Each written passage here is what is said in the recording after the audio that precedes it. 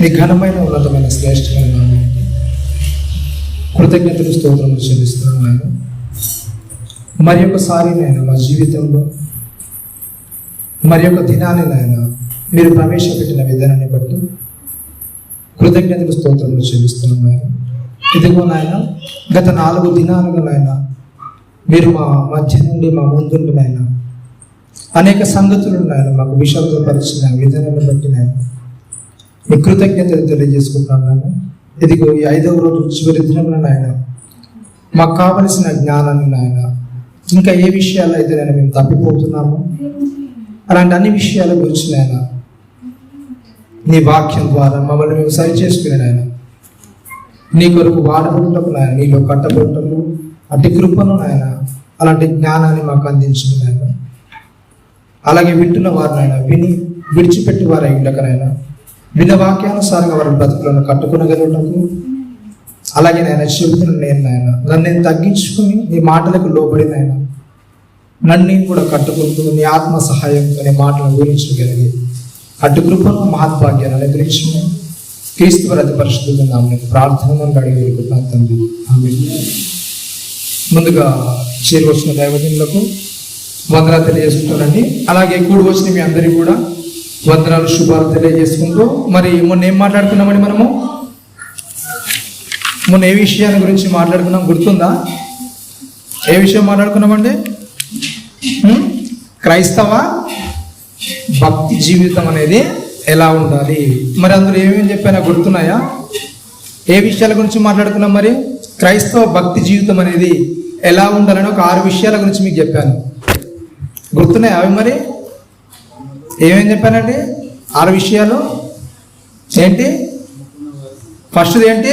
అంతరంగంలో ఎలా ఉండాలి? దేవుడు ఏం కోరుతున్నాడు? అంతరంగంలో సత్యాన్ని కోరుతున్నాడు. అలాగే ఇంకోటి ఏంటి? పరిశుద్ధత. అలాగే ఇంకోటి ఏంటి? మరి ఏంటంటే సాత్వికము. మరి తర్వాత ఏం చెప్పాను? దీనత్వము. తర్వాత ప్రేమ కలిగి ఉండడము. తర్వాత ఆత్మలో నింపుదల. ఈ విషయాల గురించి మరి మనం నేర్చుకున్నాం. మరి దేనికి కూడా మీరు సమాధానం ఇవ్వట్లేదు. మొన్ననే విన్నారు, అప్పుడే మరి మర్చిపోయారా? లేకుంటే గుర్తు రావట్లేదా? అర్థం కావట్లేదు. సరే, మరి దాన్నే కొనసాగింపుగా మరి ముందుకు వెళ్దాం. క్రైస్తవ జీవితం అనేది మనకు తెలుసు. మనం అనుకుంటున్నాం క్రీస్తులో ఉన్నామనుకుంటాము. తాను నిలుచున్నానని తలంచువాడు ఏంటంట? ఏం చేయాలి చెప్పండి? పడిపోకుండా జాగ్రత్త చూసుకోవాలి. అవునా కదా? మనం ఏమనుకుంటాం? క్రీస్తులో నిలుచున్నాం, క్రీస్తులో బాగానే ఉన్నాం మనం అనుకుంటాము. అవునా కదా? అందరం కూడా ఏమనుకుంటాం అంటే మన భక్తిని మన జీవితాన్ని చూసుకుంటూ మనకు మనమే ఏం చేస్తామంటే సర్టిఫికెట్లు వేసుకుంటాం. పర్లేదు, వానితో పోలిస్తే నేనంటే పర్లేదు, వానిలాగా నేను చేయట్లేదు. అవునా కదా? మన భక్తిని మనం ఎలా కొలమానం చేస్తామంటే పక్కవాడు ఎవడైతే భక్తిహీనుడు ఉన్నాడో, మనకంటే భక్తి తక్కువ వాడు ఎవడైతే ఉన్నాడో వానితో మనం పోల్చుకుంటాం. అవునా కదా? ఎందుకంటే వానితో పోల్చుకుంటేనే మనకి ఏమవుతుంది? ఎక్కువ మార్కులు వస్తాయి. అవునా కదా? వానికంటే నేను బెటరే, పర్లేదు, నాకంటే భక్తి వాడు ఎక్కువగా చేయట్లేదు, నా భక్తి అనేది వానికంటే ఎక్కువనే ఉంది కదా, అంతేనా కదా? మనకంటే ఎక్కువ భక్తి పరంతో పోల్చుకున్నాం మనకి ఏమవుతుంది చెప్పండి? ఇంకా సాధన చేయాల్సి వస్తుంది. అదే తక్కువ వానితో పోల్చుకుంటే ఏమవుతుంది? పర్లేదు, దానికంటే నేను బెటరే కదా, క్రీస్తు వచ్చినప్పుడు నేనే లేపబడతాను, నేనే క్రీస్తు దగ్గరికి వెళ్ళిపోతాను. సరే, మరి 7వ విషయంగా ఇంకొక విషయాన్ని గురించి మాట్లాడుకుందాం. తీర్పు భయంతో కూడిన సత్క్రియలు చేసే అలవాటు. ఇంకో విషయం ఏంటంటే తీర్పు భయముతో కూడిన సత్క్రియలు చేసే అలవాటు. సత్క్రియలు చేసే అలవాటు. మీరు క్రీస్తులోనికి వచ్చిన తర్వాత ఏ విధంగా మీ యొక్క క్రియలని జరిగిస్తున్నారు? ఎలా జరిగిస్తున్నారు? శిక్ష వస్తుందని క్రీస్తుకు లోబడ్డానికి ఇష్టపడుతున్నారా? లేకుంటే దేవుడు వద్దని చెప్పాడు కనుక చేయడాన్ని మానేస్తున్నారా? నేను చెప్పింది అర్థమైందా అండి? అర్థమైందా? మరలోసారి చెప్పాలా? క్రీస్తులోనికి వచ్చిన తర్వాత, ఎందుకంటే మనం చనిపోయిన తర్వాత ఒక తీర్పు అనేది ఉంటుంది. అవునా కదా? ఏంటి చెప్పండి? మనం చేసిన ప్రతి దానికి కూడా ఏం చేయాలి? లెక్కప్ప చెప్పాలి. ఆ లెక్కప్ప చెప్పిన దానికి మనం చేసిన ప్రతి తప్పు కూడా ఏంటి? మనకు శిక్ష అనేది వస్తుంది. ఈ భయంతో తప్పు చేయకుండా ఉంటున్నారా? లేకుంటే అమ్మో దేవుడు నాకు ఒక ఆజ్ఞను ఇచ్చాడు, దేవుని ఆజ్ఞను ఎలా దాటాలి? ఓ యోబు గారు నిబంధన చేసుకుంటూ అంటారు. ఏంటంటే ఏమంటారు చెప్పండి? యోబు గారు, నా కన్నులతో నిబంధన చేసుకున్నాను. ఏంటంట పరమందున్న దేవుని ఆజ్ఞ ఎలాగ మరుస్తాను నేను? ఒకవేళ అలా చేస్తే అసలు దేవుని దృష్టికి నేను ఏమైపోతాను? అంతేనా కదండి? ఆయన ఆలోచన ఎలా ఉందంటే దేవుని దృష్టికి నేను చెడుగా కనబడుతున్నాను. ఆయన ఆలోచన ఎలా ఉందంటే దేవుడు శిక్షిస్తాడు, దేవుడు దండిస్తాడు. ఆ ఆలోచనలో ఆ దూరంలో వెళ్ళిపోలేదు యోబు గారు. మరి ఏ ఆలోచనలో చెప్పండి? దేవుని దృష్టికి నేను చెడైపోతానేమో, అంటే దేవుడు వద్దని నేను చేస్తే ఎలా? మీ పిల్లల విషయానికే రండి. మీ పిల్లలు ఏదైనా చెప్తే చేసేదారు అనుకోండి, ఎవరైనా చెప్పగానే మీ మాటకు లోబడి చేస్తే ఇష్టమా, లేకుంటే 2 దెబ్బలు కొట్టిన తర్వాత వింటే మీకు బాగా అనిపిస్తుందా చెప్పండి? ఎలా అనిపిస్తుంది చెప్పండి? చెప్పగానే వింటే బాగా అనిపిస్తుందా, లేకుంటే 2 కొడితే కానీ సెట్ కాని వాళ్ళంటే బాగా అనిపిస్తుందా చెప్పండి? ఏ విషయాలు మీరు ఎక్కువ సంతోషిస్తారు? ఏ విషయాలు సంతోషిస్తారండి? సమాధానం రావట్లేదు. అంటే కొడితే వింటేనే ఆనందపడతారా, లేకుంటే కావాలని కొడతారా? ఇటు కొడితే కానీ వినడు, ఇలా కొడితేనేంటి సెట్ అవుతాడు. అలా కొడితే వింటేనే మీరు ఆనందపడతారా, లేకుంటే కొట్టకముందు అరే ఈ పని చేయరా అనగానే చేస్తే సంతోషపడతారా? ఏ విషయాలు సంతోషపడతారండి? చెప్పగానే చేసేవారి విషయాల్లో సంతోషపడతారు. కొడితే వాళ్ళు ఏమంటారు చెప్పండి? కొడితే వినేవాడిని ఏమంటారు? వాడు చాలా మొండుడండి, ఏంటి 2 దెబ్బలు పడితే కానీ ఏంటి వినడు. మరి మన విషయానికి ఏంటి చెప్పండి? దేవుని ఆజ్ఞలో ఎలా ఉన్నాము? దేవుడు 2 కొడితేనే, దేవుడు ఏదైనా శిక్షిస్తేనే వినడానికి ఇష్టపడుతున్నావా, లేకుంటే అరే దేవుడు నాకు ఈ మాట చెప్పాడు, ఎందుకంటే నా తండ్రి నుండి ఒక ఆజ్ఞ అనేది వచ్చింది, ఆ మాటకు నేను ఏం చేయాలి చెప్పండి? లోబడాలి. ఎందుకంటే దేవుడు నాకు ఇచ్చిన వాక్యం మీద, ఆ వాక్య ప్రకారంగా బ్రతకడమే కదా క్రైస్తవ జీవితము. ఆ వాక్యానుసారంగా ఉండడమే కదా అని లోబడడానికి ఇష్టపడుతున్నారా? దేనికి ఎక్కువ ఇష్టపడుతున్నారు చెప్పండి? మీరు దేనికి ఎక్కువ ఇష్టపడుతున్నారండి? దీంట్లో మీరు ఎన్ని మార్కులు వేసుకుంటారు, ఏ స్టార్ వేసుకుంటారో చేసుకోండి మళ్ళీ మీరే. ఎందుకంటే మీ భక్తి జీవితం అనేది ఎలా ఉందో అది మీకే తెలుస్తుంది, అవునా కదా? ఎన్నో పుస్తకాలు చదువుతామండి, అవన్నీ కూడా మనకి ఏదేదో అనిపిస్తాయి, కానీ ఏంటి మన పుస్తకం అనేది మనకు తెలుసు. అది ఎంత చదివినా కానీ ఏంటంటే అయిపోదు, అవునా కదా? మన పుస్తకం అనేది మనకు సపరేట్ ఉంటుంది. మనమేంటో, మన వ్యక్తిగత జీవితం ఏంటో, మనం ఎప్పుడెప్పుడు ఎలా ఉంటామో, ఏ సందర్భాల్లో ఎలా మన అవకాశాన్ని బట్టి అవకాశవాదులుగా మారుతామో, అవన్నీ కూడా బయట వాళ్ళకి తెలియదు, పక్కోని తెలియదు. ఎవరికి తెలుస్తుంది?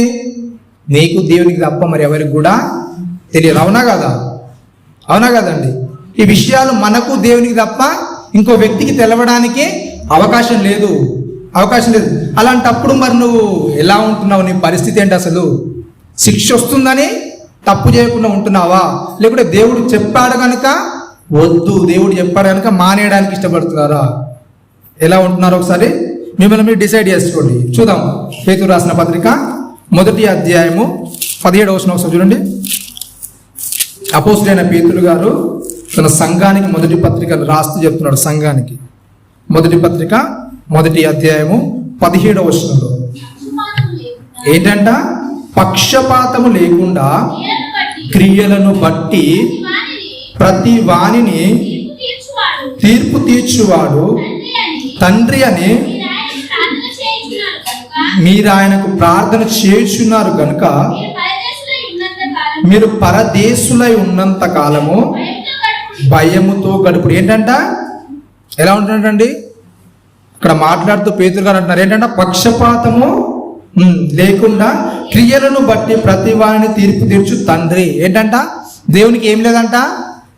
ఏం లేదండి? పక్షపాతం అనేది లేదు.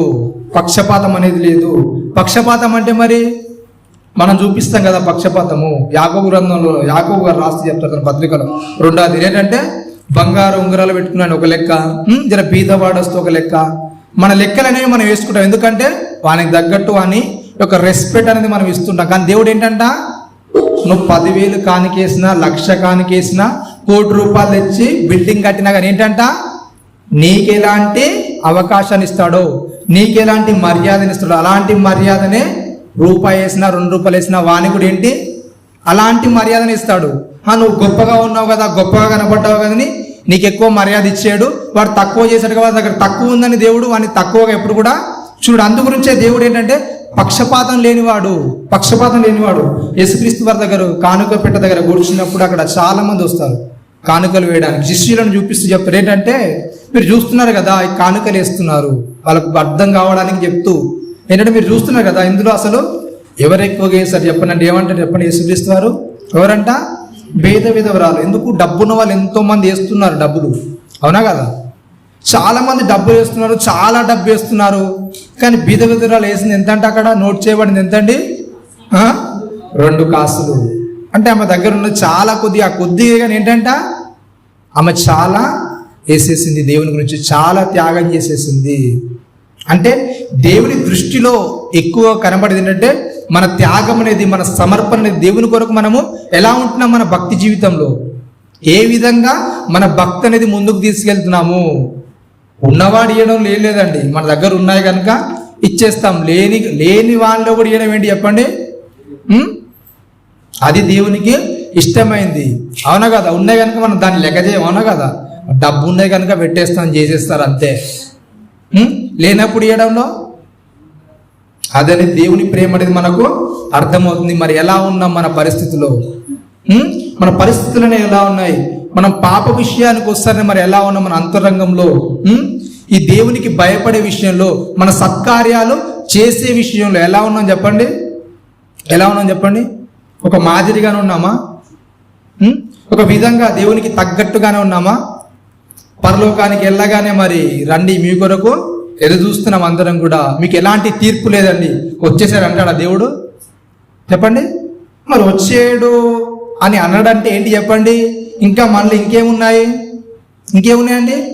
క్రీస్తు దగ్గరికి వెళ్ళగానే మనం పరిశుద్ధులము, మీరు వచ్చేసేయండి లోపల ఆసీనులు కండి అని అనడానికి మనం నో అంటున్నామంటే ఇంకేంటి చెప్పండి? ఏంటి ఇంకా మనం ఏంటి? ఇంకా ఎన్నో లోపాలు మనలో ఉన్నాయి, అవునా కదా? క్రీస్తు అంతా నిలబడి ధైర్యంగా వెళ్ళే అవకాశం అనేది మనం ఇంకా తల ఇటు ఊపుతున్నాం అంటే ఏంటి చెప్పండి? ఇంకా లోపాలు ఉన్నాయి. మరి ఎప్పుడు సరి చేసుకుంటారు లోపాలని?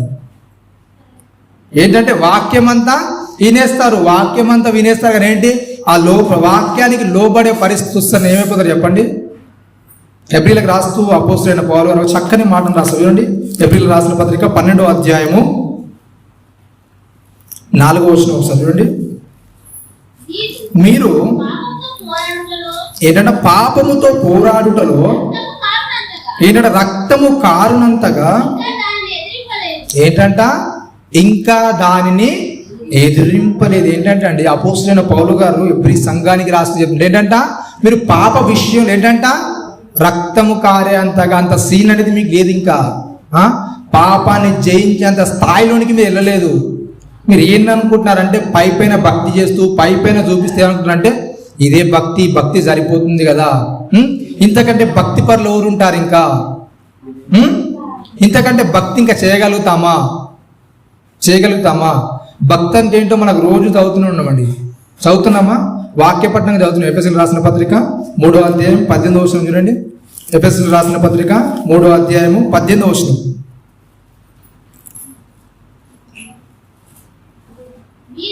మీరు ఏంటంటే అంతరంగ పురుషుని యందు శక్తి కలిగి ఆయన ఆత్మ వలన బయలుపరచబడినట్లుగాను ఏంటంటే క్రీస్తు మీ హృదయములలో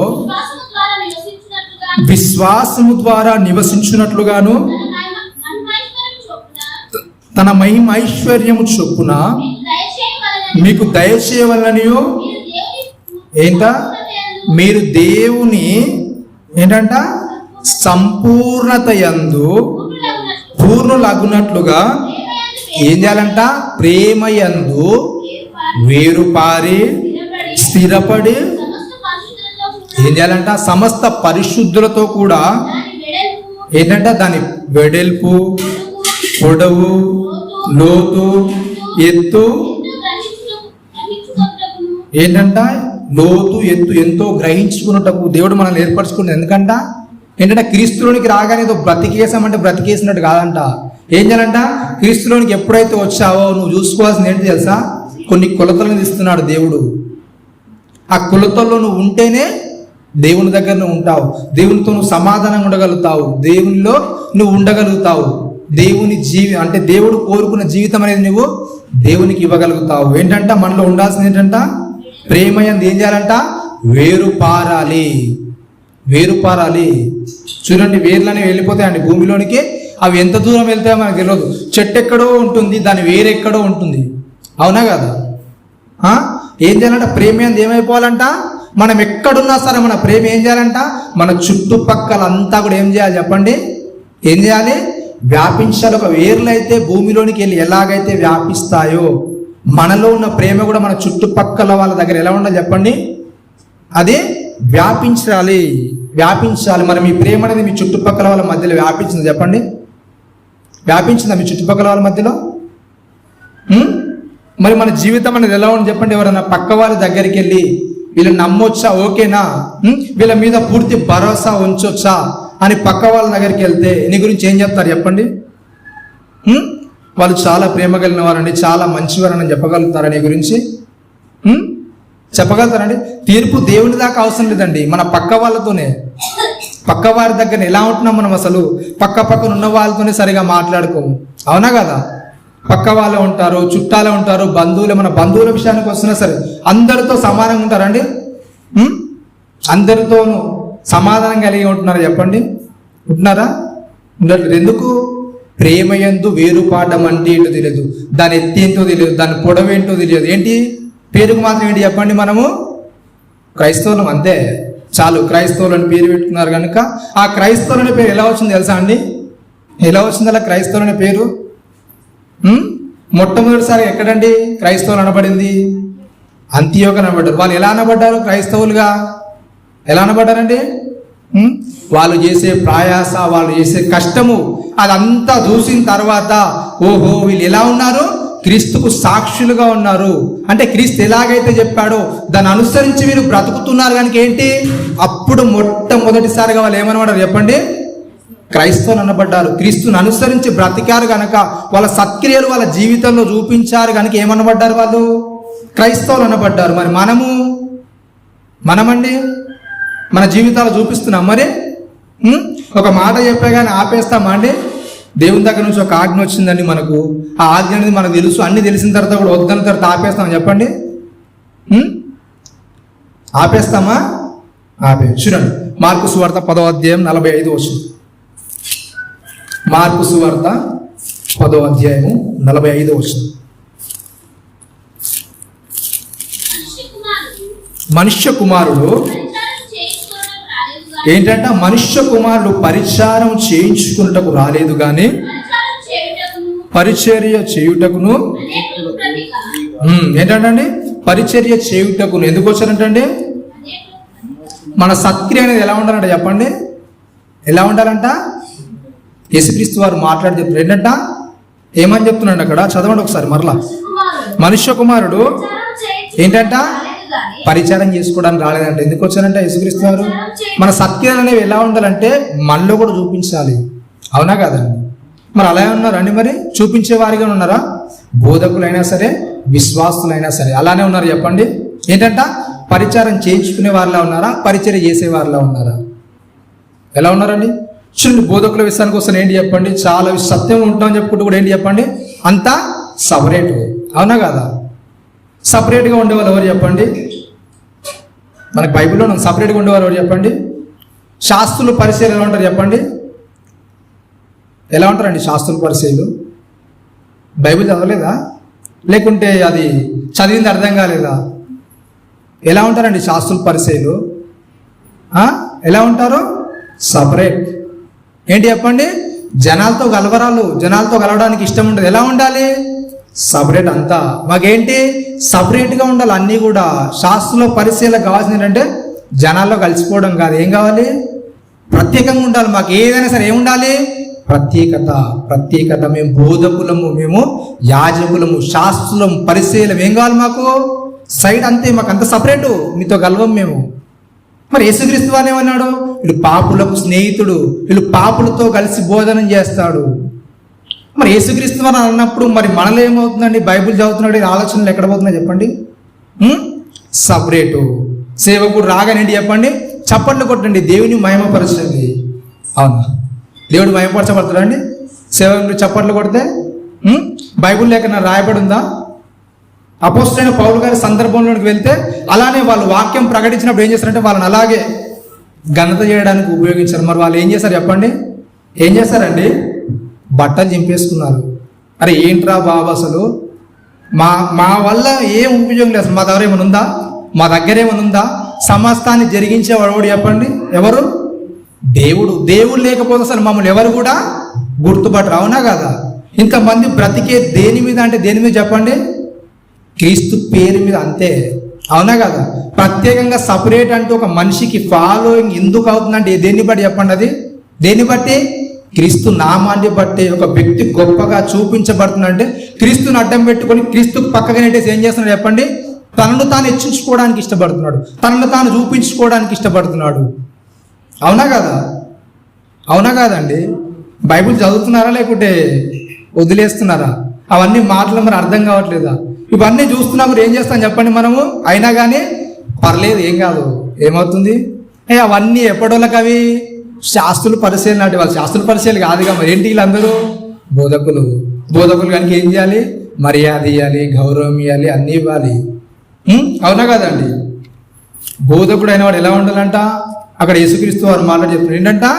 నేను పరిచయం చేసుకోవడానికి రాలేదు, పరిచర్య చేయించుకోవడానికి రాలేదు. దేనికి వచ్చా నేను? అవతల వారికి మాదిరి ఉంచాలి. చెప్పే వాళ్ళే మాదిరి లేకుంటే చేసే వాళ్ళు ఎలా ఉంటుంది చెప్పండి? ఎలా అనిపిస్తుంది చెప్పండి? అంటే పెరిగే విశ్వాసంలో కూడా ఏమనిపిస్తుంది చెప్పాలా? ఏమనిపిస్తుంది చెప్పండి? ఎప్పుడు చూసినా కానీ పర్లేదు, ఏం కాదు. ఎందుకు? చెప్పేవాళ్ళు వాక్యానుసారంగా బ్రతకట్లేదు కదా. బ్రతకనప్పుడు ఏమంటుంది చెప్పండి? అవతల వాళ్ళకు కూడా పోనీ చల్తా, అంతేనా కదా? అలాగే అనిపిస్తుందా లేదండి? ఎందుకంటే ఇలా ఉంటే ఏం కాదు. ఎందుకంటే బయటికి చెప్పడానికి ఎలా ఉన్నా చెప్పండి? గొప్పగా చెప్పేస్తున్నారు, బాగా చెప్పేస్తున్నారు, ఏడు చేస్తున్నారు, ముక్కులు చీదేసుకుంటున్నారు. కానీ ఏంటి? చాలు, ఇదే సత్యమైన వాక్యం, ఓ రైట్, ఇలా ఉంటే వెళ్ళిపోతాం పరలోకానికి. క్రీస్తు ఎక్కడ కూడా అలా చెప్పలేదు. ఇలా ఉంటే నువ్వు పరలోకానికి వెళ్తావని చెప్పాడు. ఎలా ఉంటే వెళ్తావు చెప్పండి పరలోకానికి? ఎలా ఉంటే వెళ్తావని? నువ్వు ముక్కులు చీదుకొని కళ్ళన్నీ ఎర్రగా చేసుకొని నీ ఖర్చు పంత తడిపేసుకుంటూ వెళ్ళిపోతావు పరలోకానికి? అలా వెళ్ళిపోతామంటే రోజు ఖర్చు తడిపేయచ్చు, రోజు కూడా ముక్కులు చీదేసుకోవచ్చు, అవునా కదా? అలా ఉంటే ఇస్తానని చెప్పాడు క్రీస్తు. ఎలా ఉండాలంట? ఒకవేళ నువ్వు గొప్పవాడిపై ఉండాలంటే ఏం చేయాలంటే చెప్పండి? తగ్గించుకో. ఫస్ట్ నిన్ను నువ్వు ఏం చేసుకోవాలి? తగ్గించుకోవాలి. ప్రతి దానిలో కూడా ఏం చేయాలి చెప్పండి? నువ్వు తగ్గించుకొని ఎప్పుడైతే బ్రతుకుతావో, నీ బ్రతుకులో చూపిస్తావో, అప్పుడు ఏంటి చెప్పండి? నువ్వు అర్హుడవు గొప్పవాడు అనబడ్డానికి, అవునా కదా?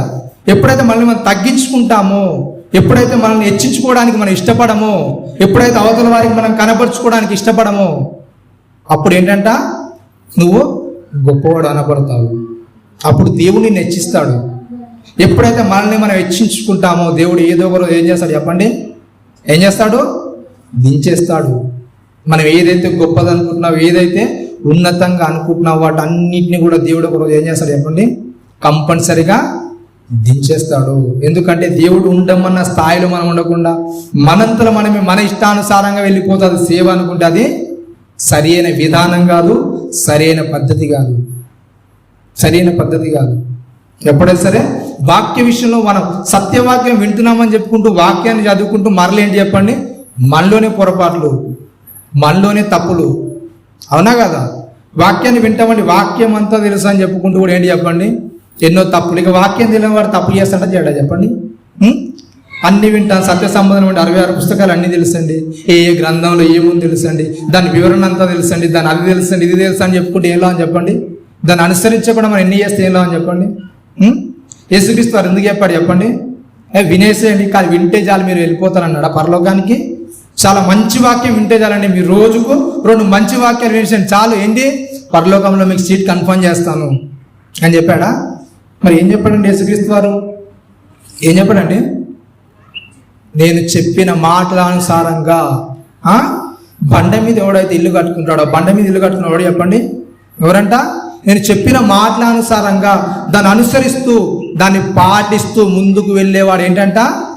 బండ మీద ఇల్లు కట్టుకున్నాడు. ఇసుకలు ఇల్లు కట్టుకున్నాడు చెప్తాడు కానీ చెయ్యడు, అవునా కదా? చెప్తాడు, చెప్పడానికి గొప్ప మాటలు చెప్తాడు కానీ ఏంటి చేసే విషయానికి వస్తా నమ్ము, వద్దు వద్దు నాకొద్దు, నేను చెప్తాను కానీ చెయ్య. శాస్త్ర పరిచయ విషయంలో అలా అంటారు యేసుక్రీస్తు. ఏంటంట? వారు చెప్పుదురు కానీ చిటికని వేలుతోనే ఏంటంట చెయ్యరు, చేయడానికి ఇష్టపడరు. వాళ్ళు చెప్తారు కానీ ఏంటంట చెయ్యరు. అమ్మో చెయ్యడం అంటే మాత్రం కానీ చెప్పాలా? ఎన్ని సలహాలు ఇవ్వండి మీకు చెప్పండి, అన్ని సలహాలు ఇస్తాం. ఎలా చేయాలో చెప్పండి, అలా చేస్తాను, చెప్తాను, చెబుతాను కానీ ఏంటి చేసే విషయానికి అది నన్ను విరోడు బ్రదర్, అది నాతో కాని పని, ఏంటి అది నాతో, అలాంటివి అంటే నాతో కానిపినారు. ఎన్ని చెప్పాలి చెప్పండి, మీకు ఎన్ని నీతి వాక్యాలు చెప్పండి, ఇంకేం చెప్పాలి చెప్పండి, బైబిల్లోనూ ఇంకేడేడనో మీకు అర్థం కానీ చెప్పండి, అవన్నీ చెప్తాను. కానీ ఏంటి అది చెయ్యమంటారా? అబ్బో అది మాతో కాని పని. సరే ఇంకా ముందుకు వెళ్దాం. చూడండి 8వ వచనానికి వెళ్దాం. 8వ దానికి వెళ్దాము. సమాధానార్థమైన సహవాసము. మొదటిది ఏంటి? ఏడవది ఏంటి? తీర్పు భయంతో సత్క్రియ చేసే అలవాటు. మరి ఎలా ఉంది మన అలవాటు అనేది? దీనికి రేటింగ్ అనేది మీరే ఇచ్చుకోండి. మరి మీ భక్తి జీవితం అనేది ఎలా ఉంది? పర్లేదా, యావరేజా, లేకుంటే బిలోనా? ఈ స్టార్స్ అనేవి ఉన్నాయి కదండి, ఈ స్టార్ రేటింగ్ అనేది 1 to 3 వరకు ఏంటి చెప్పాలా, అది 0 కిందకే కౌంట్ అనేది వస్తుంది. 1 to 3 ఈ 3 స్టార్స్ వచ్చినా కానీ ఏంటంటే నువ్వు ఇంకా 0నే, అంటే క్రీస్తులో ఇంకా ఎదగనట్టే. ఈ 1 to 3 ఎందుకు పెట్టాడంటే, ఆ పెట్టడానికి గల కారణం ఏంటంటే, ఎవరైనా 0 అన్నారు అనుకోండి, ఏంటి చెప్పండి, నువ్వు 0 రా అంటే ఒప్పుకుంటాడా? ఒప్పుకోడు. కానీ ఏం చేయాలి? 3 స్టార్స్. ఆ 3 స్టార్స్ ఏంటంటే 3 స్టార్స్ కూడా ఏంటంటే 0. నువ్వు వాక్య విషయంలో ఎప్పుడైతే 4 దాని పైకి వస్తే 5, ఈ దానిలో ఎప్పుడైతే నువ్వు ఉంటావో ఏంటి చెప్పండి, నువ్వు క్రీస్తు సంబంధిగా నువ్వు మారుతున్నట్టు. ఇప్పుడు వేసుకోండి, ఎన్ని స్టార్లు వేసుకుంటారో మీరు స్టార్ రేటింగ్ అనేది. సరే ముందుకు వెళ్దాం. సమాధానార్థమైన సహవాసము. మనకు తెలుసు కండి, సమాధానార్థమైన సహవాసం. 8వదిగా మరి అందరితో సమాధానంగా ఉంటున్నారు చెప్పండి. మనం ఇప్పుడు దేని గురించి మాట్లాడుకుంటున్నాం సభల్లో? దేని గురించి మాట్లాడుకుంటున్నాం అండి? కుటుంబం. అవునా కదా? దైవికమైన కుటుంబం. ఒక కుటుంబం అంటే ఎవరెవరు చెప్పండి? ఒక కుటుంబం కలవాలంటే ఎవరెవరు కావాలి? కుటుంబం అనగానే ఇద్దరు జతపరిచిన వాళ్ళే కుటుంబం కాదు. ఏంటి చెప్పండి? ఒక కుటుంబం కలవాలంటే ఇంకొక కుటుంబం అనేది ఉంటుంది, 2 కుటుంబాలు. అవునా కదా? ఏమంటారు వాళ్ళని? వియ్యాల వారు కదా, అంతేనా? వియ్యాల వారు అంటే పిల్ల సైడ్ ఒక వాళ్ళు ఉంటారు, పిల్లగాని సైడ్ ఒక వారు, అంటే వరుణు సైడ్ ఒకడు, వధువు సైడ్ ఒకడు. వీళ్ళందరూ కలిస్తే ఏంటి చెప్పండి? కుటుంబం. అవునా కాదా? మరి అందరితో సమాధానంగా ఉన్నారా మీరు? కుటుంబం అనగానే చాలా మంది ఉంటారు. అవునా కదా? అత్త, మామ, మరిది, వదిన, బామ్మరిది, వీళ్ళందరూ ఉంటారా ఉండరా? కుటుంబం అనగా వీళ్ళందరూ ఉంటారు. మరి వీళ్ళందరితో సమాధానంగా ఉంటున్నారా ఉండట్లేదా? ఉంటారా అండి? సమాధానంగా ఉంటున్నారు అందరితో? ఇటు సైడు మరి వరుణి సైడ్కి వస్తారనే, వరుణి సైడ్తో వధువు సరిగా సమాధానంగా ఉండగలుగుతుందా?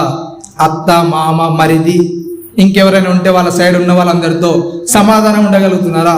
వరుడు వీళ్ళ సైడ్ సమాధానం ఉండగలుగుతున్నాడా? ఉండగలుగుతున్నారంటే సమాధానంగా. మరి దేని వినడానికి వచ్చామండి మనము? దేని వినడానికి వచ్చాం చెప్పండి? దైవికమైన కుటుంబాన్ని కట్టుకోవాలని వచ్చి మనమే కుటుంబాలతో సమాధానం ఉండుకుంటే న్యాయమా చెప్పండి? ఉన్న ఇంట్లో వాళ్ళతోనే పడదు. ఒక విషయం చెప్తాను, గుర్తుంచుకొని, మనం పరలోకానికి వెళ్ళే ప్రయాణంలో మనం ఉన్నామనుకోండి, చనిపోయినాక ముఖ్యంగా ఎవరో ఒకరు మనకు అడ్డుగా వస్తారు. కంపల్సరిగా ఎవరో ఒకరు అడ్డు వస్తారు మనం పరలోకానికి వెళ్ళడానికి. ఆ ఎవరో మీ మనస్సులో ఎవరినో ఒకరిని టార్గెట్ చేసుకొని ఉంటారు. ఏంటంటే వీడు తప్ప. ఏంటి చెప్పండి? ఏంటండి? వీడు తప్ప. నేను అందరిని ఏం చేస్తాను? ఏంటి? క్షమిస్తాను. బయట వారితో గొడవలు అయ్యారనుకోండి, పెద్ద నష్టమే ఉండదు. బయట వారితో గొడవలు అయ్యారనుకోండి, పెద్ద నష్టమే. అంటే బయట వారితో గొడవలు పెట్టుకొని అనట్లేదు, దానికి కూడా బైబిల్ ఒప్పుకోదు. కానీ అది పెద్దగా మనకి ఇబ్బంది కలిగించి, ఎందుకంటే ముఖం తెలియనంతో గొడవ పెట్టుకున్నాం అనుకోండి, వాడు ఓడో మనకు తెలియదు, పెద్ద పరిచయం ఉండదు, దానివల్ల నష్టం లేదు.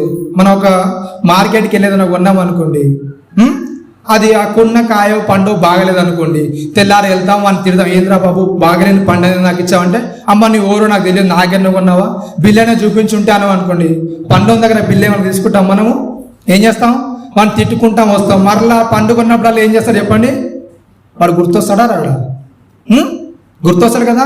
ఏ పండ్లు అయితే నువ్వు తీసుకున్నావు బాగలేవో, వాడిని తిట్టొచ్చావో, మరలా నువ్వు ఆ పండు తీసుకోవడానికి వెళ్ళగానే ఏంటి చెప్పండి?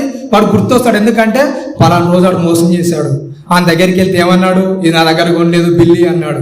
అవునా కదా? నువ్వు కూడా అలాగే చేస్తావు బాబు, బాగున్నాయి అడుగుతామా అడగమా? ఏం చేస్తాను? మనం పరలోకానికి వెళ్ళేటప్పుడు ఏంటి? వానితో సమాధానంగా ఉన్నామా లేదా? ఉన్నామా లేదండి? బయట వారితో గుర్తొస్తాడా మనం పరలోకానికి వెళ్ళే విషయాల్లో? మరి బాగా తిట్టేసాం అనుకోండి, వాడు చూసి ఒకటి అంటారు. ఏంటి చెప్పండి?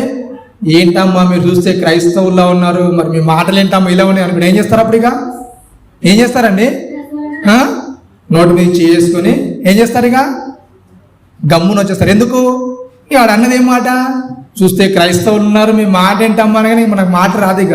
అవునా కదా? ఇక మాట అనేది మనకు పెక్కలేదు. ఎందుకంటే అబ్బా ఎంత పెద్ద మాట అనేసాడు, సెంటిమెంట్తో కొట్టేశాడు అనుకుని ఏం చేస్తాం చెప్పండి? చాలా గమ్మున వచ్చేస్తాం. కానీ ఏంటి, వాని మీద ఉంటుందా ఉండదా కోపం అనేది? ఉంటుందా ఉండదండి?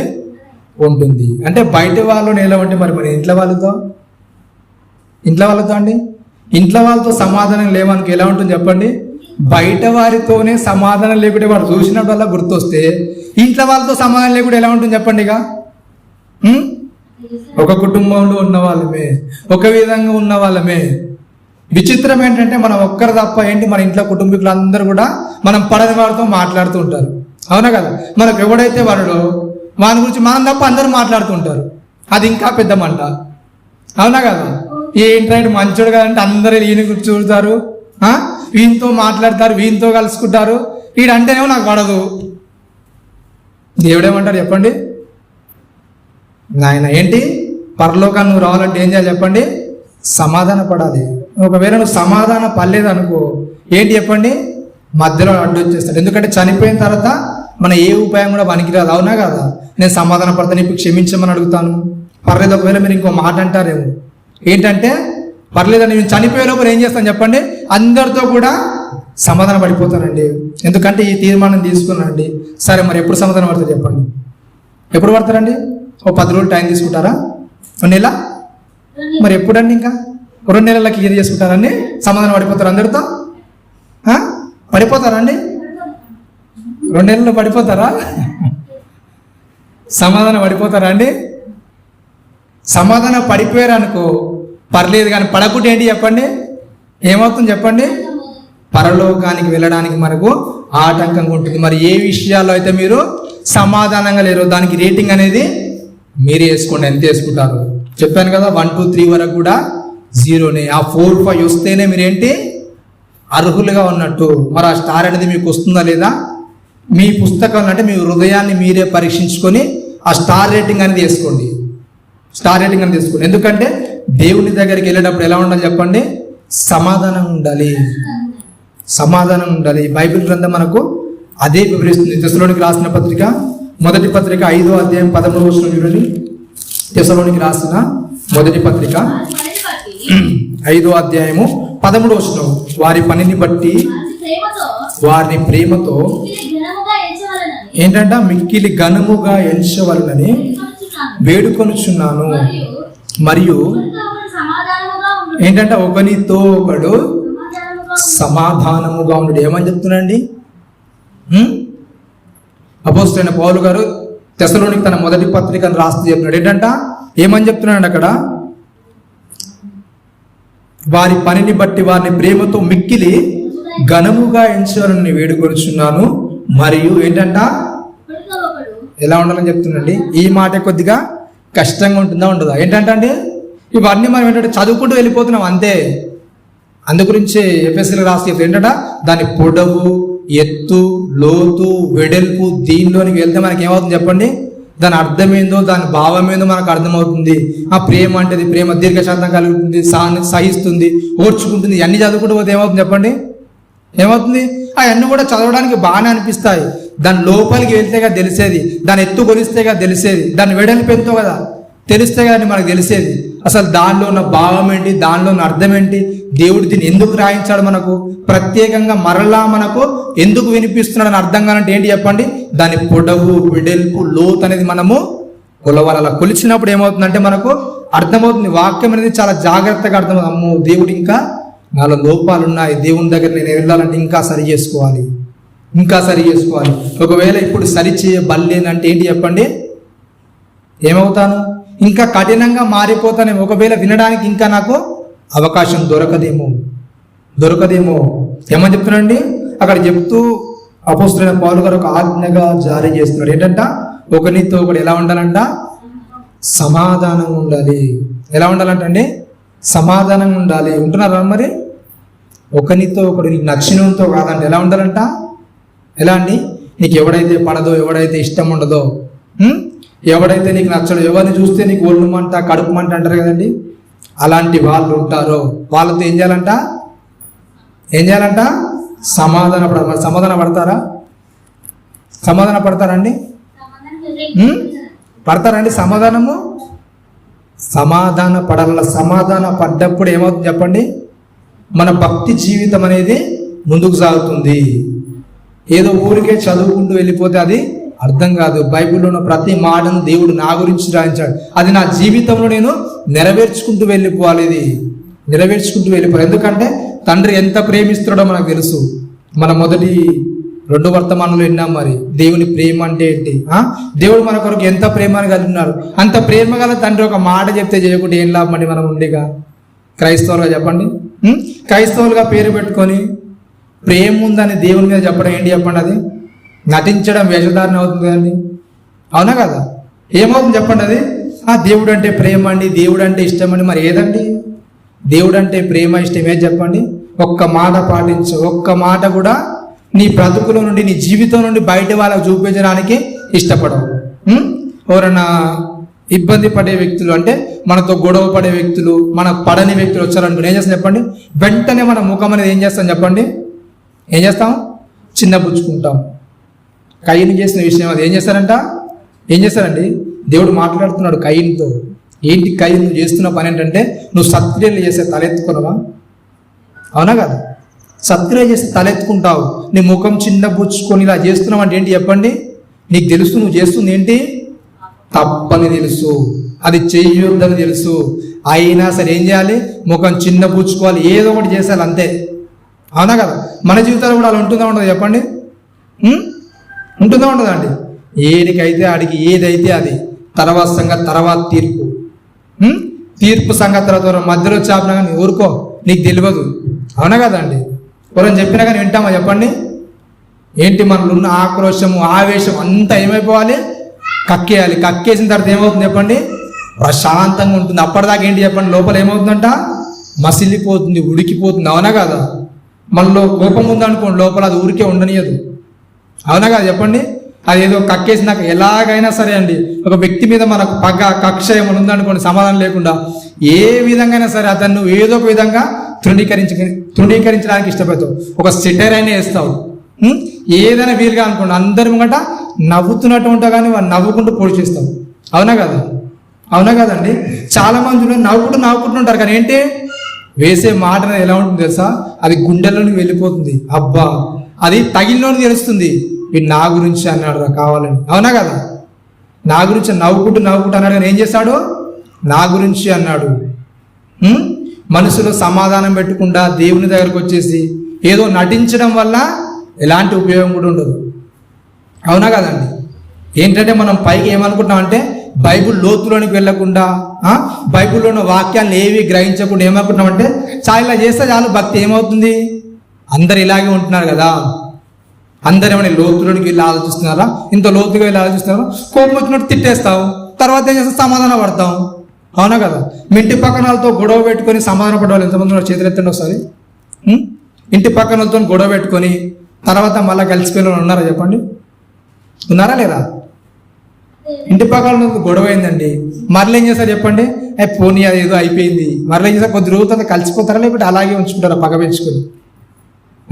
కలిసిపోరండి, కలిసిపోతారు. అవునా కదా? సమాధాన పడతారు. మరి సమాధానం నిజంగానే వస్తుందా చెప్పండి? నిజంగానే ఉంటుందా? లోపల ఇంకేదో దాగి ఉంటుందా? లోపల ఒకడు ఉంటాడు, వాడు ఏం చేస్తారంటే ఊరుకుంటాడా? మనం ఏదో బయటికి ఏదో చెప్పేసినా కానీ లోపల ఉన్నాడు, అదిగో మారోదాడు అన్నాడు. గుర్తుందా మాట? ఏదైనా చిన్న విషయం వచ్చింది అనుకోండి, ఎప్పటి తీస్తాను చెప్పండి? అప్పుడు అలా అన్నావు. అవునా కదా? ఎప్పటిది? అప్పుడెప్పుడుదో అది తీస్తాం. అవునా కదా? అప్పుడు ఎప్పుడో అన్నది కూడా ఏం చేస్తాం చెప్పండి? బయటికి దోవేస్తాం. ఎందుకు? నువ్వు ఇంకా మర్చిపోలేదు కనుక, అది మర్చిపోవు కనుక. ఇంక నువ్వు సమాధానం కలిగి ఎలా ఉంటావు చెప్పండి? సమాధానంగా ఉంటున్నారా? మరి సమాధానార్థమైన సహవాసానికి వెళ్ళడానికి ఇష్టపడుతున్నారా? ఇవన్నీ లేకుండా దేవుని దగ్గరికి వచ్చేసాం అనుకోండి, వెళ్ళము క్రీస్తు దగ్గరికి. మనం అనుకుంటున్నాం మన భక్తిని బట్టి మనం ఎంతో ఖర్చు చేస్తున్నాం. మనం ఏంటి చెప్పండి? మనం ఇక్కడ కూర్చున్నామంటే ఊరికే కూర్చుంది. అవునా కదండి? పనికి వెళ్ళామనుకుని ఏంటి? ఒక 1000 రూపాయలు 500 సంపాదిస్తాం. 5 రోజులకు ఒక 3,000 వస్తాయి. అవన్నీ వదిలేసి కూర్చున్నాం అంటే ఏంటి చెప్పండి? ఎందుకు కూర్చున్నారండి? దేవుని వాక్యాన్ని వినాలి, దేవుని వాక్యంలో మేము కట్టబడాలి. ఇది అయిపోగానే ఏం చేస్తారు చెప్పండి? ఈ 5 రోజులు విన్నారు మాటలు, అయిపోగానే మరలా తర్వాత ఏం చేస్తారు? ఈ 5 రోజులు మీకు ఏ స్టార్స్ వేయచ్చు అంటే వేయచ్చండి, 5 స్టార్ వేయచ్చు అందరికి కూడా. ఎందుకంటే 5 రోజులు ఏం చేస్తారంటే మన భక్తికి అవధులు ఉండవు అసలు. అవునా కదా? అసలు మనం చూస్తే అబ్బో ఎంత భక్తి పరులు వీళ్ళు. భక్తి అంటే వీళ్ళ దగ్గర నేర్చుకోవాలండి. ఎంత చక్కగా, ఎంత నెమ్మదిగా ఉంటారు. అనుకుంటారా? అనుకోరు అందరు చూసి. ఎవరు చూసినా సరే వందనాలు బ్రదర్. అవునా కదా? ఎందుకంటే లోపల ఏదైనా సరే అండి, కానీ బయటకి అదేంటి చెప్పండి? చిరునవ్వు ముఖం మీద వస్తుంది, చేతులు అనేవి జోడించేస్తారు. లోపల ఎంత పగున్నా కక్షున్నా సరే. అది ఎప్పటి వరకు? ఓ సెమినార్ అని రావాలి, లేకుంటే ఒక ఆదివారం అని రావాలి, లేకుంటే ఇంకేదో సందర్భం రావాలి. దేవుడు ఇలా ఉండమని కోరుకోవట్లేదండి. ఏదో బయటికి కనిపించడానికి నువ్వు మందిర ఆవరణలోకి రాగానే మారిపోవాలి, మరలా మందిరం దాటగానే నిష్టానుసారంగా బ్రతికేయాలని దేవుడు కోరుకోవట్లేదు. ఎక్కడున్నా సరే నువ్వు ఎలా ఉండాలి చెప్పండి? సమానం ఉండాలి. ఎలా ఉండాలి? సమాధానార్థమైన సావాసం కలిగి ఉండాలి. అందరితో మంచి సావాసం కలిగి ఉండాలి. మీరు అంటారేమో, నేను ఏమనలేదండి, అవతల వాళ్ళకి గొడవ పెట్టుకున్నానండి, అవతల వాళ్ళు నన్ను ఊరికే తిట్టాడండి, నేను ఎలా సమాధానం పడతాను వాంతో? నేనెందుకు సమాధానం పడాలి? ఫస్ట్ ఆడే నన్ను తిట్టాడు కదండి. యేసుక్రీస్తు దగ్గరికి వెళ్తే ఏమంటాడు చెప్పండి? ఏమంటాడండి? బలిపీఠం దగ్గరికి వచ్చావు అనుకో, నీవు ఒకవేళ నీ మనసులో నీ సహోదరుని మీద ఏమైనా ద్వేషం అనేది ఉంటే ఏం చేయాలని చెప్పాడు చెప్పండి? ఏం చేయాలని చెప్పాడండి? ఫస్ట్ నువ్వు ఇచ్చే అర్పణ పక్క పెట్టిన ఆయన వద్దు, నీ అర్పణ నాకు వద్దు. ఎందుకు? నీ సహోదరునితో నువ్వు సమాధానం ఉండి నాకు అర్పణ ఏమిస్తావు నువ్వు? నీ అర్పణ నాకెందుకు? నేను భూమి మీదకి పంపించినందుకు నీ అర్పణ తీసుకొని, నీ కానుకలు తీసుకొని దాంతో బతికేద్దామనా? లేకుంటే నా మహిమను, నా కీర్తిని భూమి మీద చాటుదామనా? ఎందుకంటే దేవుడు దేన్ని బట్టి సంతోషిస్తాడు? మన కానుకలు, మన యొక్క ఈ వేషధారణ చూసి ఇష్టపడతాడు దేవుడు. మరి దేన్ని ఇష్టపడతాడండి? అన్ని తెలుసు అంటే అన్ని మాటలు తెలుసు అండి. అవునా కదా? అన్ని తెలుసు. బలిపీఠం దగ్గరకు వచ్చి సమాధానం పడకుంటే అది నష్టం అని తెలుసు, ఆ వాక్యం ఉందని తెలుసు. కానీ ఏంటి చెప్పండి? ఆయన బలలో చేయేస్తాం. అవునా కదా? ఆయన ఓన్ మీద కోపం ఉంటుంది, అది అలాగే ఉంచుకుంటాం, బలలో చేయేస్తాం, తినేస్తాం, మరలా వెళ్ళి గొడవ పెట్టేసుకుంటాం. అవునా కదా? మరలా జీవితంలో సమాధానం లేకుండా చేసుకుంటాం. చాలామందికి రోగాలు రావడానికి గల కారణం ఏంటి చెప్పాలా? ఏంటండి? కీర్తన గ్రంథం రాసి చెప్తాడు, సామెతల గ్రంథంలో అనుకుంటా. ఏంటంటే శరీరానికి కుళ్ళు ఏంటి చెప్పండి? ఏంటంట? ఎముకల కుళ్ళు ఏంటండి? చదివారా చదవలేదా మాట? ఎముకల కుళ్ళు ఏంటి? మత్సరం. ఏంటంట? ఎప్పుడైతే మనిషిలో అసూయ, కక్షలు, ద్వేషాలు ఇవన్నీ పెరుగుతుంటాయి, ఏం చేస్తాయంటే చిన్నగా నేను ఏం చేస్తా? తినేస్తాయి అన్నీ కూడా నేను తినేస్తాయి. సకల రోగాలకు కారణం ఏంటంటే నువ్వే అనుకుంటావు. వాడు కారణం, వీడు కారణం అనుకుంటావు, కానీ వాళ్ళు ఎవరు కారణం కదండి? మనమే. క్రీస్తు చెప్పిన మాటలను పాటించక, వాడిని పట్టించుకోక ఏం చేస్తామంటే మనమే కొన్ని రోగాలు తెచ్చుకుంటాం. పైగా ఏం చేస్తామంటే వాని వల్ల నాకు బీపీ వచ్చింది, వీని వల్ల నాకు బీపీ వచ్చింది. అవునా కదండి? ఎవరి వల్ల ఎందుకు వస్తుందండి బీపీ? నువ్వు సమాధానంగా ఉండరా నాయననేమో దేవుడు చెప్తున్నాడు. మనం ఏం చేస్తాం చెప్పండి? వద్దు, ఏడికైతే ఆడికి. అంతేనా కదండి? ఏడికైతే ఆడికి తీర్చుకోవాల్సింది అంతే. వాడంటే నేను ఊరుకుంటానా? వానికంటే నేను తక్కువనా? వాడొకవేళ గొడవ పెట్టుకున్నా సరే ప్రభు ఏమంటున్నాడు చెప్పండి? మీరే వెళ్ళి అడగండి క్షమాపణ, మీరే సమాధాన పడండి, మీరే ముందెళ్ళి సమాధాన పడండి. వాని దాకా ఎందుకు రాణిస్తారు? ఒకవేళ వాడే తప్పు చేశాడేమో, వాందేమైనా తప్పు ఉందేమో, కానీ ఏంటి? మీకు తెలుసు కదా వాక్యం అంటే ఏంటో. వాక్యం మీరు వింటున్నారు కదా, విన్నప్పుడు ఏం చేయాలి చెప్పండి? ఏం చేయాలండి? అర్థమవుతుందా వాక్యం అనేది? ఏం చేయాలి? మనమేలి సమాధాన పడాలి. మరి మనమేలి సమాధాన పడతామా? రేటింగ్ ఇచ్చుకొని ఎంత ఇచ్చుకుంటారో మరి. మనమేలి సమాధానం పడడానికి ఇష్టపడతామా? అవతలుడు తప్పు చేసినా ఇష్టపడతామా అండి? ఇష్టపడమా? మాటలు రావట్లేదు అంటే ఇష్టపడరు అనమాట. ఎందుకంటే మనమేలి తగ్గాలంటే ఏంటి చెప్పండి? కొద్దిగా ఏంటి గిల్టీగా ఉంటుంది. అవునా కదా? ఆడు తప్పు చేసి అసహ్యంగా మనం వెళ్ళి చెప్పడం ఎందుకు క్షమాపణ? మరి యేసుక్రీస్తు అలాగే చెప్తున్నాడు. అవునా కదా? ఆడు తప్పు చేసినాక నువ్వేం చేయాలి? నువ్వే సమాధానం పడాలి.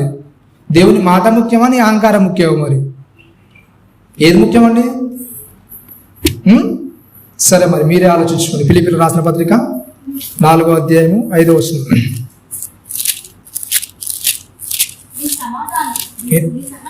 మీ సహనము సకల జనులకు తెలియబడనీయుడు. ఏంటంట? మన సహనం అనేది ఎలా ఉండాలంట? ఏంటంటండి? మీ సహనమును ఫుట్ నోట్లో 2 అనేసింది. ఏంటో చదవండి ఒకసారి. ఏంటంట? ఏంటంట? మృదుత్వము. మృదుత్వం అంటే అండి, మృదుత్వం అంటే సాఫ్ట్నెస్. ఎలా ఉండాలి మనం అంటే? ఎలా ఉండాలంట? మన సహనం అనేది ఎలా ఉండాలంట? సకల జనులకు ఎలా ఉండాలి? ఎలా ఉండాలండి? మృదువుగా ఉండాలి. వాడు ఎంత కోపం వచ్చినా, ఎంత అసహించుకున్నా, వాడు ఎంత హేళన చేసినా ఎలా ఉండాలి చెప్పండి? చూపించగలుగుతారా? మరి చూపిస్తారా అండి? సహనాన్ని చూపిస్తారా? వాడు ముఖం మీద ఉమ్మేస్తాడు అనుకోండి, చూపించగలుగుతారా? ముఖం మీద అసలు పక్కకేసి మనం చూస్తే చాలు ఏం చేస్తాం చెప్పండి? ఎన్నో బూతులు ఎన్నో అంటుంటాం, అవునా కదా? పక్కనేసినా సరే మనం చూసుకుంటా అంటామా, అనుకుంటామా, అనుకోమా? ఏదండి మరి మన సహనం? ఉంటుందా సహనం అనేది? రాస్తూ పిలిపిలకు రాస్తూ పౌలు గారు అంటే ఏంటంట? నీ సహనాన్ని ఏం చేయాలంట? సకల జనుల ఎదుట ఏం చేయాలంట? తెలియబడనీయుడి. పక్కింటోళ్ళతోనే మనకు సహనం అనేది ఉండదు. ఎవరైనా ఒక మాట అంటే 2 మాటలు అన్నదాకా మనం ఏంటి చెప్పండి? నిద్రపోం. ఇలా ఉంటే మరి మన భక్తి జీవితం అనేది ఏమవుతుందో ఒకసారి మీరే ఆలోచించుకోండి. అలాగే సువార్త 9వ మాటగా సువార్త సహితమైన సాక్ష్యపు జీవితము. ఇంకోటి ఏంటండి? సువార్త సహితమైన సాక్ష్యపు జీవితం అంటే సువార్తగా మనకు తెలుసు. ఎన్ని సువార్తలు ఉన్నాయండి మనకు? 4 సువార్తలు. 4 సువార్తలు మనకు ఉన్నాయి. మరి మనం ఏమైపోవాలి చెప్పండి? ఏమైపోవాలి? మనం కూడా ఒక సువార్తగా మారిపోవాలి, అవునా కదా? మన బ్రతుకును చూస్తే ఎలా ఉండాలంటే మనమే ఒక సువార్తగా అందించబడాలి. మన మాదిరి, మన మృదుత్వము, మన సహనము, మన ఓర్పు అవన్నీ కూడా ఏమైపోవాలంటే అవతలి వాళ్ళకు ఏమైపోవాలి?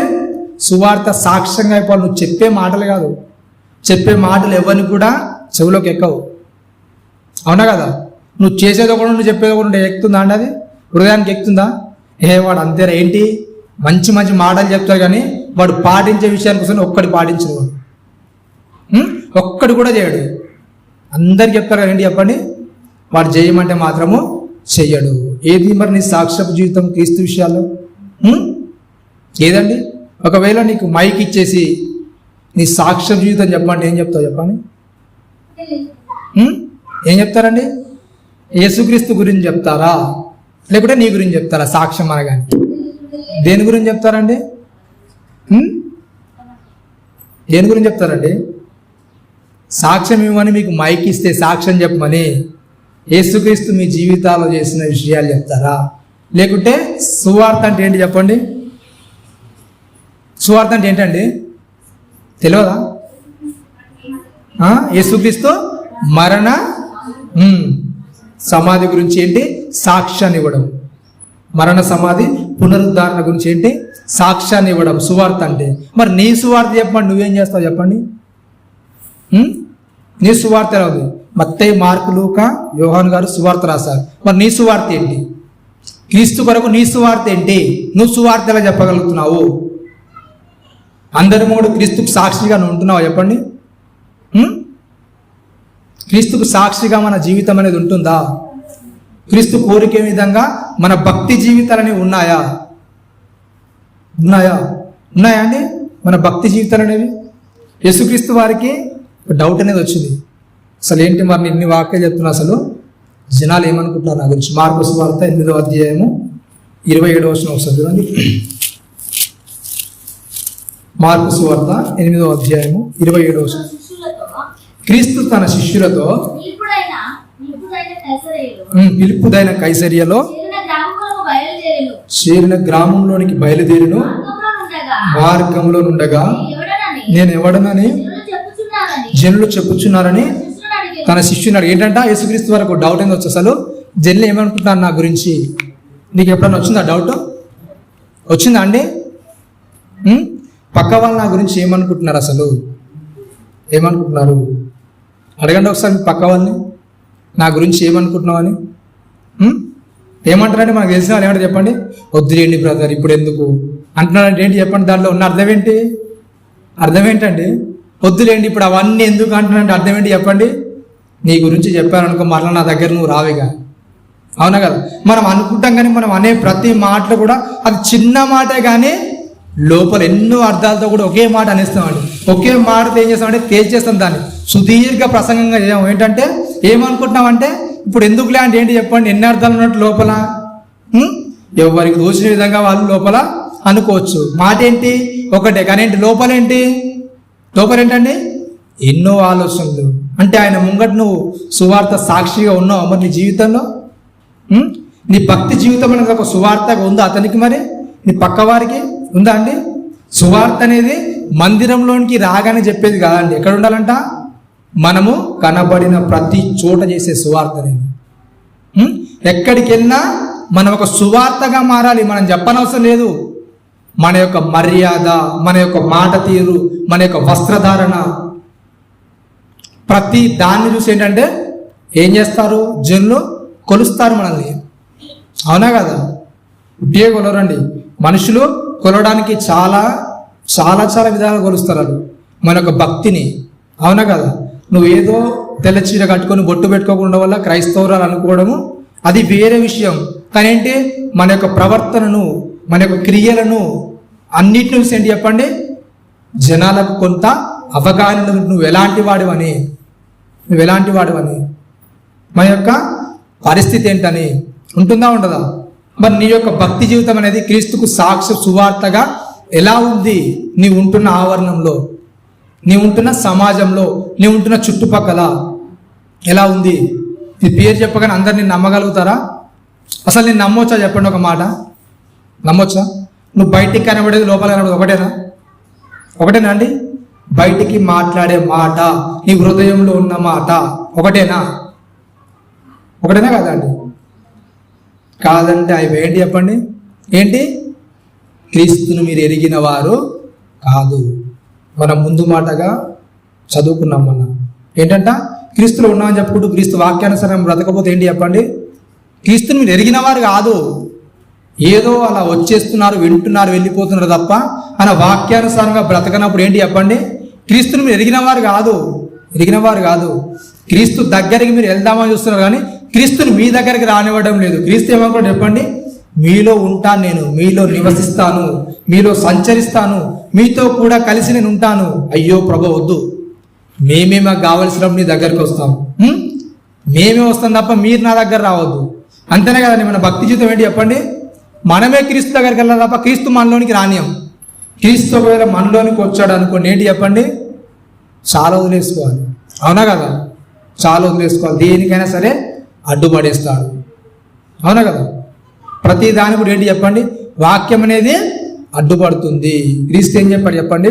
సత్యం మాత్రమే చెప్పాడు. కానీ నా తర్వాత వచ్చే పరిశుద్ధాత్మను దేనిలో నడిపిస్తాడని చెప్పాడండి? ఏంటంట? సర్వసత్యంలోనికి నడిపిస్తాడు. అవునా కదా? క్రీస్తు సత్యంలో నడిపించాడు. పరిశుద్ధాత్మలు వచ్చినప్పుడు ఏం చేస్తాడంట? సర్వసత్యంలో నడిపిస్తాడు. సత్యంలోనికి నడిపించినందుకే క్రీస్తుని ఏం చేస్తారు చెప్పండి? ఏం చేశారండి? సత్యంలో నడిపించడానికి క్రీస్తుని ఏం చేశారు? చంపేశారు. మరి సర్వసత్యంలోకి వెళ్ళాలంటే మనకేమైపోవాలి చెప్పండి? మరి అలా ఉంటున్నారా? దర్జాగా హాయిగా నిమ్మలంగా బ్రతుకుతున్నాం అంటే ఏంటి చెప్పండి మనము? అవునా కదా? ఎలాంటి నలిచేయబడకుండా పర్లేదు, ఉన్నతంగా నేను క్రైస్తవుని ఇంకా బ్రతుకుతున్నాం అంటే ఏంటి చెప్పండి? మనం ఏంటి? సర్వసత్యంలోనికి వెళ్ళడానికి ఇష్టపడటం లేదు. అవునా కదా? సర్వసత్యంలోనికి వెళ్ళడానికి ఇష్టపడుతున్నామా అండి? చివరిగా చూసుకుందాం. 10వ నూతన మనస్సు, నూతన స్వభావం. ఎప్పుడైతే మనం క్రీస్తులోనికి వచ్చామో మనకు వచ్చేది ఏంటంటే నూతన మనస్సు అనేది వస్తుంది. అలాగే ఏంటి? నూతన స్వభావం అనేది వస్తుంది. నూతన స్వభావం అనేది వస్తుంది. ఆ నూతన స్వభావము, నూతన మనస్సు అనేది రాగానే మనం ఎలా అయిపోతాం చెప్పండి? ఎలా అయిపోతాము? ఉప్పు నిప్పుగా మారిపోతాం. ఉప్పు ఏం చేస్తుంది చెప్పండి? ఉప్పు ఏం చేస్తుంది? దీన్ని కూడా పాడవకుండా కాపాడుతుంది. నిప్పు ఏం చేస్తుంది? ఎప్పుడు కూడా మండుతుంది. ఎప్పుడైతే క్రీస్తులో మనం స్థిరపడడానికి ఇష్టపడతామో ఈ ఉప్పు నిప్పులా మారిపోతాం. అందరినీ కూడా ఏం చేస్తాం చెప్పండి? కాపాడడానికి ఇష్టపడతాం. అలాగే మనల్ని మనం ఏం చేస్తాం చెప్పండి? మండించుకోవడానికి ఇష్టపడతాం క్రీస్తులో. మనకు తెలుసు దావీదు గారు అంటే ఏంటంట, ఆయన వాక్యాన్ని చదువుతున్నప్పుడు ఏమైపోయిందంట, ఆయన హృదయంలో మండుతుందంట. ఎందుకంటే వాక్యం ప్రకారం ఇంకా ఏదో చేయాలి, ఇంకా ఏదో సరి చేసుకోవాలి.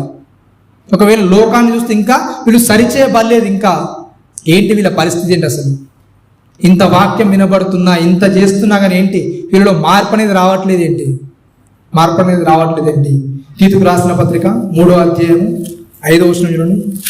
తీతుకు రాసిన పత్రిక 3వ అధ్యాయం 5వ వచనం. మనము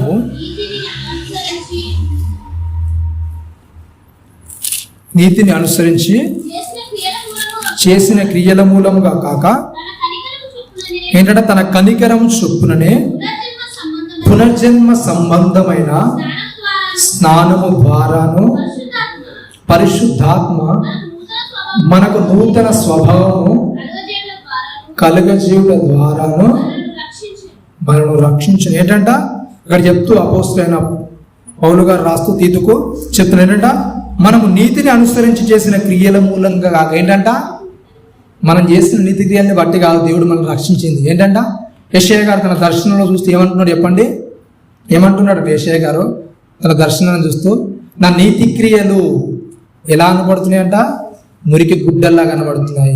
ఏంటయ్యా నేను అనుకున్నాను, నేను చేసేది చాలా గొప్ప అనుకున్నాను, నువ్వు చేసిన మాట ప్రకారం నేను బ్రతికేస్తున్నాను అనుకున్నాను, ఇవన్నీ చేస్తున్నాను కదా, నేను గొప్ప అనుకున్నాను. కానీ ఒక్కసారి నన్ను నేను నీ వాక్యంలో చూసుకుంటే ఏంటంటే నా నీతి క్రియలు ఎలా ఉన్నాయంటే మురికి గుడ్డలుగా, చెప్పిన మాట చెప్పినట్లు చేసి అలా దేవుడు చెప్పినట్టుగా చేసి వాళ్ళే మురికి గుడ్డలుగా ఉంటే వాక్యాన్ని పట్టించుకొని మనం ఎలా ఉంటాం చెప్పండి, ఎలా ఉంటామండి?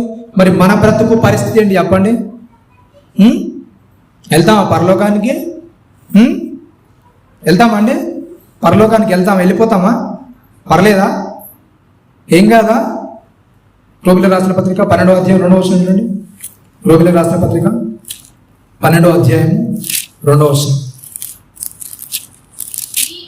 మీరు ఈ లోక మర్యాదను అనుసరింపక ఉత్తమమును అనుకూలమును సంపూర్ణమును అయ్యున్న దేవుని చిత్తమేదో పరీక్షించి తెలుసుకున్నట్లు మీ మనస్సు మారి నూతన మగుట వలన రూపాంతరము పొందుడి. ఏంటంట ఏం చేయాలంట, ఏమని చెప్తున్నాడండి అపోస్తలుడైన పౌలు గారు రోమా సంఘానికి రాసి చెప్తున్నాడు. ఏంటంట ఏం చేయాలంట, నువ్వు దేవుని తెలుసుకోవడం అంటే దేవుళ్ళు ఉండడం అంటే ఏదో కాదు. ఏం చేయాలంట, నీ మనస్సు మారిపోవాలి, మనస్సు మారిపోవాలి.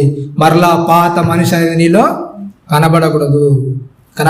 అప్పుడప్పుడు అంటుంటారు మారానని చెప్తుంటారు, కానీ ఏంటండి ఏమని చెప్తారు చెప్పండి? ఒక్కసారిగా నేను వెనక్కి వెళ్ళాను అనుకో, ఏంటి చెప్పండి, ఏమైపోదో నాకే తెలియదు. ఆ మాట ఎందుకు వస్తుంది? మరలా ఆ మాటని ఎందుకు అంటున్నామండి? అది అంటున్నామంటే ఏంటి చెప్పండి? ఇంకా పాత క్రియలు అనేవి నీలో ఏంటి ఉన్నాయి, క్రీస్తులో ఉన్న తగ్గింపు అనేది నీలో ఇంకా లేదు. మరలా నువ్వు పాత మాటలు మరలా బయటకు తీసుకొస్తున్నావు అంటే ఏంటి చెప్పండి? ఇంకా మార్పు అనేది లేదు. మరలా ఇంకా మనం కోపాన్ని ద్వేషాన్ని చూపిస్తున్నాం అంటే ఏంటి చెప్పండి? ఇంకా అప్పుడప్పుడు అంటాం, మనకు గొడవ వచ్చింది అనుకోండి, ఏం చేస్తాం చెప్పండి, నా గురించి నీకు ఇంకా తెలియదు, ఏమనుకుంటున్నావు, అవునా కదా? ఏంటి తెలిసేది? క్రీస్తులోనికి వచ్చిన తర్వాత సింహమైన కొదమ సింహమైన ఏమైపోవాలి? గొర్రె అయిపోవాల్సింది, అంతే. ఆ గొర్రెగా మారితేనే నువ్వు ఏంటి క్రీస్తులో ఉన్నట్టు. ఇంకా నువ్వు తోడేలా నటిస్తున్నావు అంటే నువ్వు క్రీస్తు దగ్గర లేనంటే క్రీస్తుని ఎరగని వాడివే. ఇంకా మరి మన జీవితాలు ఎలా ఉన్నాయో వీటన్నిటిని వదిలేసి 10టికి కలిపి మీరేసేసుకోండి. స్టార్స్ వేసుకుంటారు, 5కి 5 వేసుకుంటారా, లేకుంటే 1, 2, 3, 4 పర్లేదా? మన భక్తి జీవితం ఏది వేసుకుంటారండి? 5కి 5 వచ్చాయి అందరికీ మార్కులు. క్రీస్తులో కరెక్ట్గానే ఉన్నాం మరి, అందరం ఉన్నామండి? కరెక్ట్గా వెళ్ళిపోతాం మరి ఈ క్షణం పిలిస్తే దేవుని దగ్గరికి వెళ్తామా అండి? వెళ్ళిపోతామా? వచ్చేసేయండి, పరలోకంలో సీట్ సిద్ధంగా ఉంది మరి మీ గురించి. అంగరంగ వైభవంగా ఏంటి ఘనంగా ఆహ్వానించేస్తాను అందరినీ. వెళ్ళగానే ఒకటే మాట అంటే ఏంటి చెప్పండి, ఈయనెవడో నాకు తెలియదు, అవునా కదా? తెలియదు ఏంట్రా బాబు, నేను ఇన్ని గానం చేశాను ఇంత చేశానంటే తెలియదు, నువ్వు నాకు ఎవరు అంతే, నువ్వు నాకు తెలియదు అంతే. నేను చెప్పినట్టు చేసావా, అవునా కదా? క్రీస్తుడిగా మాట ఏంటండి, నీ ఇష్టానుసారంగా చేసావు నువ్వు అంతే. నేను చెప్పినట్టు చేసావా? నేను చెప్పినట్టు చేస్తే మరి ఒకసారి నీ బుక్ తీయాలా? మరి నీ బుక్ అనేది రెడీలో ఉంది. మన దగ్గర అంటే కొన్ని సీసీ కెమెరా కొన్ని రికార్డ్ అవుతాయి, కొన్ని రికార్డ్ కావు. మరి దేవుని దగ్గర అండి దేవుడు ఏవి రికార్డ్ చేస్తాడు చెప్పండి?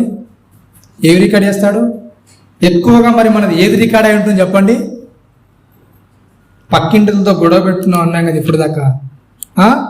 ఆ గొడవ పెట్టుకుంది ఏంటి చెప్పండి? ఏమేమి అనుకున్నావు నీ మనసులో, ఏమేమి అనుకుంటున్నావో అంతకుముందు నువ్వు మంచిగా ఉందంతా అది పక్కకు పెట్టేసేయండి. ఏదైతే చెడుగా నువ్వు ప్రవర్తించావో క్రీస్తుని ఎదిగిన తర్వాత అది బాగా రికార్డ్ అవుతుంది. ఇవన్నీ తీసుకుంటూ పోతే క్రీస్తు దగ్గర ఏమి ఎక్కువ రికార్డ్ అవుతాయి చెప్పండి? ఈ మంచి క్రియలా చెడ్డ క్రియలా?